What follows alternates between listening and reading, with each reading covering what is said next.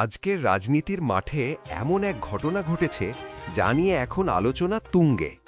একসাথে প্রায় ৩০০ নেতাকর্মী দলবদল করেছেন। প্রশ্ন হচ্ছে, কেন তারা পুরনো দল ছেড়ে নতুন দলে গেলেন?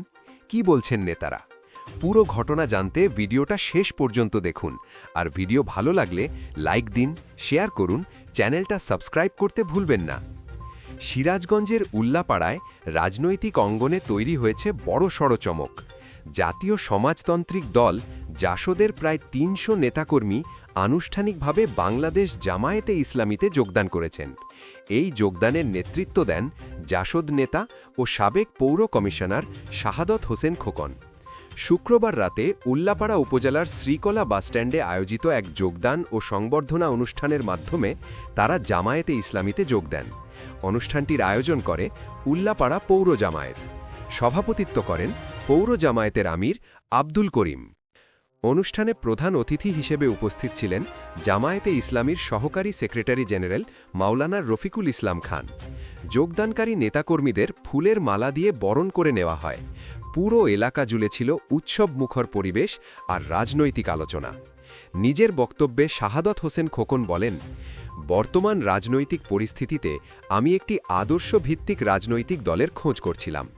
আওয়ামী লীগ ও বিএনপির রাজনীতিতে আমি সেই আদর্শ খুঁজে পাইনি। জামায়াতে ইসলামীর রাজনৈতিক আদর্শ আমাকে গভীরভাবে অনুপ্রাণিত করেছে। সেই আদর্শের প্রতি ভালো লাগা থেকেই আমি ও আমার পরিবারের সদস্যরা জামায়াতে ইসলামীতে যোগ দিয়েছি। জীবনের বাকি সময়টুকু আমি জামায়াতের সাথেই থাকতে চাই। তার এই বক্তব্যে অনুষ্ঠানে উপস্থিত নেতাকর্মীদের মধ্যে ব্যাপক সাড়া পড়ে যায়।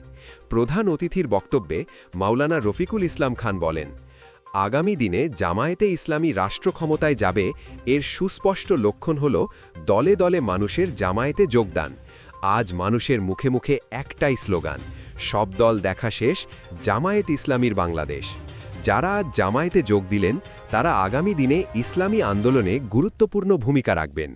তিনি আরও বলেন, এই যোগদান করা নেতাকর্মীদের নিয়ে আমরা আগামী দিনে একটি আধুনিক ও উন্নত উল্লাপার্ক গড়ে তুলতে চাই ইনশাল্লাহ।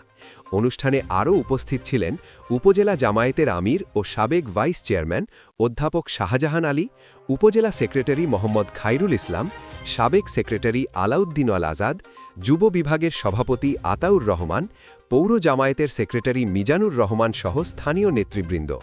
একসাথে ৩০০ নেতাকর্মীর এই যোগদান উল্লাপাড়ার রাজনীতিতে নতুন মাত্রা যোগ করেছে বলেই মনে করছেন অনেকেই। সামনে নির্বাচনকে কেন্দ্র করে এই দলবদল রাজনীতিতে কী প্রভাব ফেলে সেটাই এখন দেখার বিষয়। আপনার মতামত কি? এই যোগদান কি রাজনীতিতে বড় পরিবর্তন আনবে? নিচে কমেন্ট করে জানান। ভিডিওটা ভালো লাগলে অবশ্যই লাইক দিন, বন্ধুদের সাথে শেয়ার করুন, আর এমন আরও আপডেট পেতে আমাদের চ্যানেলটি সাবস্ক্রাইব করে পাশের বেল আইকনে চাপ দিতে ভুলবেন না।